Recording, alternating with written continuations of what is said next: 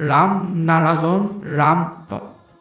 গুপ্ত ৰাজ্যত গুপ্ত ৰূপত ২৪ ধৰি থকা আমাৰ ধৰ্ম কিমানবাৰ বীৰ্যপাত হ'লেও আমি শেষ হোৱা নাই। এইবোৰ সকলো কিজৰ কোৱা হৈছে। বীৰ্যপাতৰ ইচ্ছাত অলপ সন্তুষ্টিৰ ইচ্ছাত আমাৰ ৰূপ কিমান ভয়ংকৰ হৈ পৰে। ফ্যাক্টৰীজোলাল এইটো বিস্তীৰ্ণ মহাসাগৰত এটা পানীৰ বিন্দুৰ দৰে। পৃথিৱীৰ দৰে এটা কণিকা আমাৰ ভিতৰত আছে। এই এটা কণিকা কিমান কি কৰিব পাৰে সেয়া ক'তো নাজানো। এটা কণিকাৰ লালসাৰ বাবে কিমান কষ্ট। ফ্যাক্টৰীজোলাল যদি পৃথিৱীৰ সকলো কণিকা ফুলি উঠে, যদি এটা কণিকা মুক্তি লাভ কৰে, তেন্তে সেই অসংখ্য কণিকাৰ শক্তি ক'ত ৰব?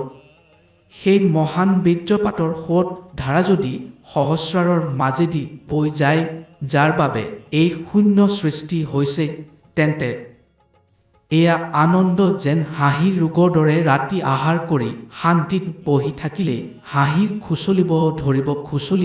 খুচলিয়াই ৰক্ত ওলাই পৰিব আৰু সেই এক ধৰণৰ আনন্দ অনুভৱ হ'ব। কিন্তু যেতিয়া তাতে লোনা মিহলি ঘাম পৰিব, তেতিয়া অসহনীয় কষ্ট অনুভৱ কৰিব।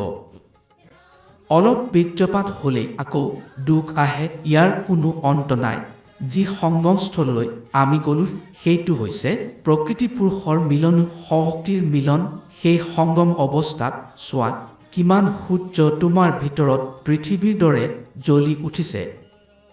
এইটো চিৰস্থায়ী অৱস্থা, মহানিৰ্বাণৰ অৱস্থা, চিদানন্দ ব্ৰহ্মানন্দৰ অৱস্থা। যেতিয়া তোমাৰ সুৰ সেই মহান সুৰৰ লগত মিলি যাব, সাধনাৰ সুৰ তোমাৰ ভিতৰত বৈ যাব, তেতিয়া চোৱা প্ৰত্যেক কণিকাই নিজৰ অস্তিত্বৰে সত্য ক'ব। তুমি সকলো দেখা পাবা। মন্ত্ৰৰ ধ্বনি একেদৰে আলোক প্ৰকাশ কৰে যেনো ম্যাজকাঠি আৰু বিস্ফোৰক দেখিলে ধৰা নপৰে যে সেইবোৰ জ্বলিব পাৰে, কিন্তু ঘঁহিলেই তৎক্ষণাৎ জ্বলি উঠে। ফ্যাক্টৰীজোলাল ৰাম নাৰায়ণ ৰাম।